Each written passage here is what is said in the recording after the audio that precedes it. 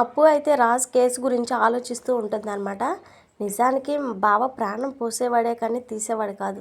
మరి వాడిని ఎలా చంపుతాడు? అసలు ఆ సామంత్ని ఎవరు చంపారు? ఒక్క క్లూ దొరికినా ఈ కేసుని క్లోజ్ చేయొచ్చు అని చెప్పేసి అనుకుంటూ ఉంటుందన్నమాట. ఇక మన కావ్య కూడా కూర్చొని దేవుడా, ఆయన ఏ తప్పు చేయలేదని నీకు తెలుసు, అది అందరికీ త్వరగా తెలిసేలా చేసి ఆయన బయటికి వచ్చేలా చెయ్యి అని చెప్పేసి అనుకుంటూ ఉంటుందన్నమాట. ఇక ఇంతలోనే అప్పుకైతే సామంత్ పోస్ట్ మార్టం రిపోర్ట్ వచ్చిందని చెప్పేసి మెసేజ్ అయితే వస్తుంది అనమాట. వెంటనే ఇక అక్కకి చెప్పాలని చెప్పేసి కావ్య దగ్గరికి అయితే వెళ్తుంది అనమాట. ఇక అప్పటికే కావ్య కూడా ఆయన్ని కాపాడుకోవడం ఎలా ఎలా అని చెప్పేసి ఆలోచిస్తూ ఇక ఏదో ఐడియా వచ్చిందనిలాగా అప్పు దగ్గరికి అయితే పరుగుతీస్తుంది అనమాట. ఇలా ఒకరి మనసులో ఉన్న ఒక ఐడియాలు ఒకరైతే చెప్పుకుంటూ ఉంటారు. అక్క, ఆ సామంత్ గారి పోస్ట్ మార్టం రిపోర్ట్ వచ్చింది, వాడిని ఎవరో ఐరన్ రాడ్ లాంటి వెపన్తో కొట్టి చంపారని రిపోర్ట్ వచ్చింది. మనకి గనక ఆ వెపన్ దొరికితే ఈ కేసులో అసలు అంతకుడు బయటకు వస్తాడని చెప్పేసి అప్పు అయితే అంటదనమాట. ఇక వెంటనే కావ్య, నేను అది చెప్పడానికే వచ్చాను అప్పు. అసలు ఈ కథ అంతా మొదలైంది ఆయన రాత్రి ఫ్యాక్టరీకి వెళ్ళొచ్చిన తర్వాతే, కాబట్టి ముందు మనం అక్కడి నుంచి మొదలు పెడితే ఈ కేసుకి ఏదైనా క్లూ దొరకవచ్చు అని చెప్పేసి కావ్య అయితే అంటదనమాట. అవునక్క, బావగారు తిరిగి వచ్చేలోపే ఆ మధ్యలోనే సామంత్ వాడి కారులో పెట్టుంటారు. బావ ఎక్కడ ఆగలేదు అంటున్నాడు కాబట్టి ఆ ఫ్యాక్టరీ దగ్గర ఏదో జరిగింది.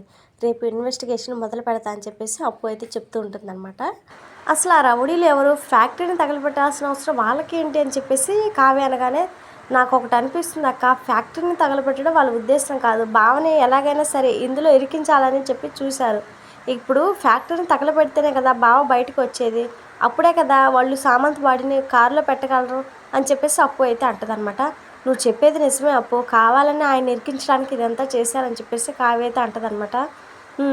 వాళ్ళు ఎంత తెలివిగా ప్లాన్ చేసినా ఎవరిని వదిలిపెట్టినాక అందరినీ బయటకు లాగుతాను, రేపే ఈ కథకు కొత్త మలుపు తిప్పుతానని చెప్పేసి అప్పు అంటూ ఉంటుందన్నమాట.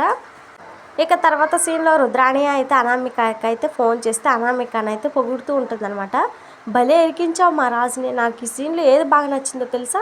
ఆ పొట్టి పుడంకాయ అప్పు ఉందే, అది స్వయంగా రాజు చేతులకి సంఖ్యలు వేసి తీసుకెళ్తున్నాను, సూపర్ అంటే సూపర్ అని చెప్పేసి అంటదనమాట.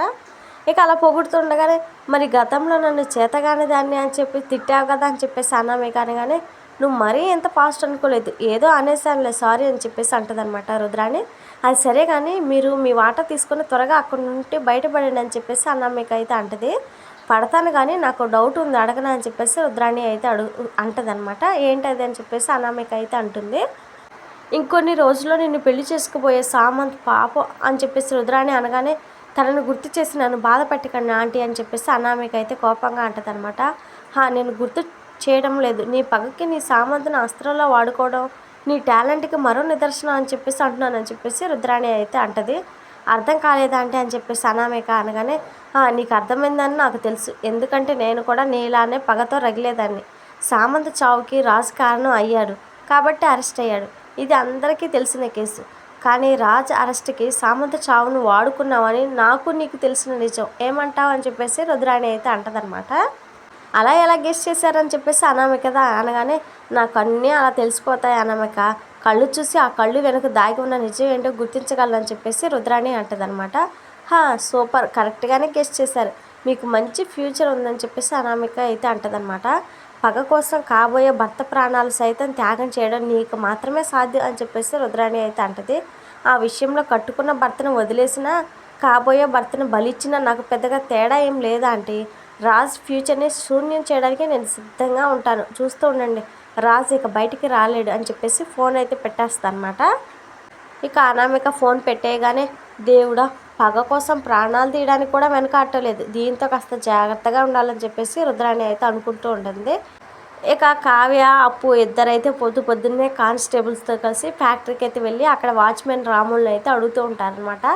సార్ ఆ రోజు రౌడీల్ని తరిమేసి వెళ్ళారు మేడం అని చెప్పేసి రాములు చెప్పగానే, మొత్తం అంతా వెతుకుదాం అని చెప్పేసి అప్పు అయితే అంటదనమాట. ఇక తలో పక్కకి వెళ్ళి వెతుక్కుంటూ ఉంటారు. ఇంతలోనే రాజు పట్టుకొని పరుగు తీసిన రాడ్ రౌడీలకి ఇసిరింది ఉంటుంది కదా, అదైతే కనిపిస్తుంది అనమాట కానిస్టేబుల్కి. ఇక వెంటనే అప్పు అయితే ఆ రాడ్ని కర్చీఫ్తో పట్టుకొని, అక్క, సామంత్ హత్య కేసులో ఇదే కీలక ఆధారం కాబోతుంది, దీనిపై ఉన్న వేడి ముద్రలతోనే హంతకుడు బయటపడతాడు, బావని బయటికి తీసుకొని రావచ్చు, దీన్ని ఇక్కడే ల్యాబ్కి పంపిస్తానని చెప్పేసి కళావతి అయితే చెప్తుంది. కళావతి కూడా సరే అంటదనమాట. ఇక తర్వాత సీన్లో అయితే ఇంటికి వచ్చిన అప్పు కళావతిలు ఇంట్లో అందరి ముందు సూపర్ ఆధారం దొరికింది, రేపే రాజుని విడిపించేయచ్చు అని చెప్పేసి మాట్లాడుతూ ఉంటారు. ఇక ధనలక్ష్మి రుద్రాణి మాత్రం మీ బొంద అని చెప్పేసి అన్నట్లుగా వాళ్ళ మొహాలు అయితే చూస్తూ ఉంటారనమాట. ఇక అప్కమింగ్ ఎపిసోడ్లో అయితే ఆ రాడ్ మీద రాజు వేలి ముద్రలు ఉన్నాయని చెప్పేసి రాజుకైతే శిక్ష అయితే వేస్తాడనమాట జడ్జి. ఇక అనామికైతే చూస్తూ ఉండండి, రాజుకి యావజ్జీవ కారాగార శిక్ష వేయిస్తాను అని చెప్పేసి ఇంకా అంటూ ఉంటుందన్నమాట. ఇక దుగ్గిరాల కుటుంబం మొత్తం బాగా ఏడుస్తూ ఉంటారు. మరి చూద్దాం, ఇంకా అప్పు ఫోన్ ట్యాపింగ్ ఏమైనా చేసి అనామికని ఏమైనా పట్టుంతా లేకుంటే సీసీ కెమెరా ఏమైనా చూసైనా ఇక రాజు నిర్దోషి అనేది తెలుస్తుంది అనేది మనం ముందు ఎపిసోడ్లో చూద్దాం ఫ్రెండ్స్. ఇది వాటి వీడియో.